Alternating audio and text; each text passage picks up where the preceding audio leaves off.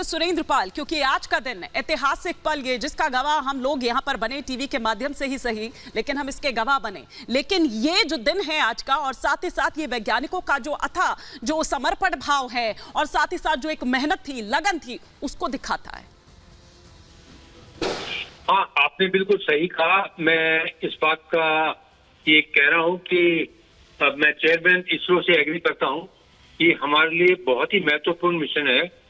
वैसे मैं इसको अगर एज ए स्पेस टेक्नोलॉजिस्ट मानता हूँ कि ये एक्सटेंशन ऑफ चंद्रयान 2 है। हमने काफी चीजों को इम्प्रूव किया है, रिलायबिलिटी बढ़ाई है, सॉफ्टवेयर के अंदर ट्रिपल रिडंडेंसी लगाई है। इसके साथ साथ हमने वो ऐसी चीजें की हैं जैसे कि लैंडर के लिए सॉफ्ट लैंडिंग हो, उसको रीडिजाइन किया है। उसमें 5 थ्रस्टर की बजाय 4 थ्रस्टर्स लगाए हैं।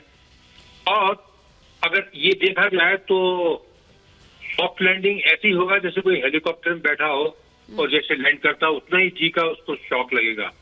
तो यही नहीं, उसके अंदर जो लैंडर के अंदर कैमरास लगाए गए हैं जो कि देखेंगे कि अगर ये जो जगह जहाँ लैंड करेगा वो सुटेबल है कि नहीं है। अगर नहीं है तो वहां से मॉडिफाई कर सकते हैं और उसका जो लैंडिंग एरिया है वो काफी इंक्रीज कर दिया गया है। तो मैं ये कहूंगा कि जो इम्प्रूवमेंट्स इसमें किए हैं बहुत ज्यादा है।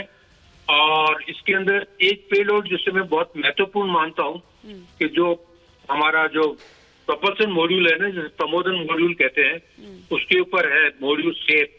वो जो लाइट रिफ्लेक्ट होकर आती है अर्थ से, ब्लू लाइट, उसको एनालाइज करेगा और उसके एनालिसिस से उसका स्पेक्ट्रम देखेगा, फ्रीक्वेंसी देखेगा, इंटेंसिटी देखेगा।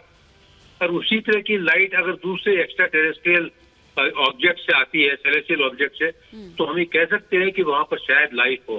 तो इस तरह के है। दूसरा ऑफकोर्स जो लैंडिंग के अलावा जो सबसे इम्पोर्टेंट बात ये होगी कि हम मिनरल्स के बारे में मालूम कर सकेंगे। रेयर मिनरल्स वहां पर अवेलेबल है। हमें ये भी मालूम पड़ सके हैं कि अब कल अगर मानो आउटर पोस्ट बनाया जाता है वहां से और कहीं जाए तो कहाँ पर लैंड करे, इन सब चीजों किया जा सकता है। और 14 दिन तक जो काम करेगा लून, मतलब हमारे अर्थ के 14 डेज और लूनर 1 डे में जो काम करेगा रोवर, उससे जो हमारे को सूचनाएं मिलेंगी तो बहुत ही महत्वपूर्ण सूचनाएं मिलेंगी हमारे भविष्य के लिए। बिल्कुल। तो डॉक्टर पाल ने हमको पूरा विस्तार से यहाँ पर बताया, लेकिन एक एक रिएक्शन सभी गेस्ट का पहले मैं यहाँ पर ले लेती हूँ। मनीष जी भी हमारे साथ जुड़े हुए हैं। मनीष जी, गर्व की बात तो है, लेकिन इसका लक्ष्य क्या होगा? क्योंकि ये जो 50 दिन की जर्नी है, एक अच्छा खासा लंबा वक्त है। अगर 50 दिन हम देखें, ये 50 दिन में क्या कुछ होने वाला है? देखिए, जो मेन लक्ष्य है वो है हमें 3 चीजें प्रूव करनी है कि हम चांद पर सॉफ्ट लैंडिंग कर सकते हैं।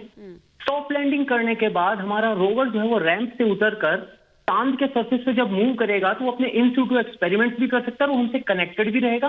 और जितने भी हमारे जो ऑन बोर्ड एक्सपेरिमेंट के जो भी सेटअप्स हैं, उन सब का एक इन सिटू एक्सपेरिमेंट करके जो उसका डेटा आएगा वो सब हम वापस रीड कर उसको एक एसिमुलेट भी कर सकते हैं। ये है मेन 3 ऑब्जेक्टिव इस मिशन के।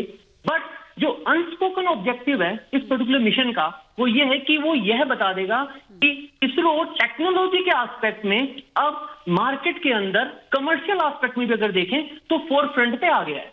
जो लॉन्च व्हीकल है ये उसकी 7th सक्सेसफुल फ्लाइट है। इससे पहले की सारी फ्लाइट्स भी ऐसे ही सक्सेसफुल थी, कोई प्रॉब्लम नहीं। कॉपी बुक फ्लाइट जो होती है एकदम परफेक्ट, उसी ट्रेजेक्टरी पे जाना, उतने ही पॉइंट पे, उतनी ही वेलोसिटी, उतनी ही ऑल्टीट्यूड पे पहुंचना, परफेक्ट। तो इसरो के पास इस मिशन से आगे का जो पार्ट है, अब चंद्रयान की मैं बात करूं तो आज का जो ये लिफ्ट ऑफ था, इसके लिए तो आई डोंट थिंक कि इसरो के अंदर किसी को कोई टेंशन भी थी, क्योंकि LVM-3 बहुत ही रोबस्ट है। हाँ, अब जो जर्नी वो चालू होती है वो जर्नी है जहां पर हम पहले अर्थ बाउंड मनूवर करेंगे। हम अर्थ के चारों तरफ टक्कर काटेंगे, वहां से हम वेलोसिटी गेन करेंगे। उस वेलोसिटी को गेन कर हम 31 जुलाई के आसपास चांद की साइड जाना चालू करेंगे। जब हम चांद की साइड पहुंच जाएंगे, जब चांद के पास पहुंचेंगे, तकरीबन 5 दिन का पूरा ड्यूरेशन रहेगा इसका, तो 5 अगस्त के आसपास हम हमारे जो प्रोपल्शन मॉड्यूल है उसको उल्टे डायरेक्शन में फायर करेंगे, उसके थ्रस्टर्स, जिससे हम उसको स्लो डाउन कर सकें, ताकि चांद की ग्रेविटी हमारे चंद्रयान 3 के उस पूरे कंपोजिट मॉड्यूल को कैप्चर कर ले। वहां पर हम चांद के चारों तरफ घूमेंगे। ये बात रहेगी अपनी 5 अगस्त के बाद से। तो 5 अगस्त को हम चांद के चारों तरफ घूमना चालू कर देंगे। 5 अगस्त के बाद से चांद के चारों तरफ जो घूम रहे हैं, वो जो ऑर्बिट होगी वो बहुत ही इलिप्टिकल होगी, डिस्टॉर्टेड सी ऑर्बिट होगी। उसको परफेक्ट सर्कुलर ऑर्बिट में लाने की कोशिश की जाएगी, उसके लिए मनूवर्स होंगे। फिर जब 100 बाई 100 किलोमीटर की एक सर्कुलर परफेक्ट ऑर्बिट में आ जाएंगे, वहां पर प्रोपल्शन मॉड्यूल से हमारा लैंडर जो है वो अलग होगा। लैंडर फिर से थोड़ा सा डीबूस्ट होगा और उसका लैंडिंग फेज चालू हो जाएगा, जहां पर जैसा कि पॉल सर बता रहे थे, वो कंप्लीट स्कैन करेगा। उसके अंदर जो एक्स्ट्रा टेलीमेट्री टेली कमांड के लिए जो लगाए गए हैं, उसके कैमरास लगाए गए हैं, हजार्ड डिटेक्शन के लिए वेलोसिटी मीटर उसके अंदर लगाया गया है, डॉपलर इफेक्ट को यूज करने वाले हैं, जिससे कि हम जो रिडंडेंसीज कहें या हम जो सेफ गार्डनेस कहें कि हमारा जो लैंडर है, लास्ट टाइम जो छोटी मोटी प्रॉब्लम्स हुई थी वो इस बार बिल्कुल भी ना हो। बिल्कुल हमने 4 इंजन यूज करे, उसके चलते हमारे पास एक स्कोप आया एक्स्ट्रा फ्यूल कैरी करने का। एक्स्ट्रा फ्यूल हमें थोड़ी सी फ्रीडम देता है कि अगर कुछ थोड़ा बहुत भी गड़बड़ हो तो हमारा सॉफ्टवेयर एक क्विक डिसीजन लेके हमें जहां पर हम लैंड करने वाले, अगर वहां पर कुछ गड़बड़ लगे तो वो थोड़ा हमें आगे ले जाएगा, मतलब फॉरवर्ड करके हम दूसरे पैच पे लैंड कर जाएंगे। क्योंकि इसरो ने इस बार बहुत ज्यादा यही दरअसल मनीष जी वो तमाम चीजें थी, यही कि 2019 से अब तक इन 4 सालों में दरअसल हमने क्या सीखा। और जाहिर सी बात है कि अगर पुराना कुछ ऐसा कुछ रह गया तो वो चीजें दोबारा दोहरानी नहीं है, और वो जो तमाम चीजें बदल गई 4 साल में वो आपने बताया। लेकिन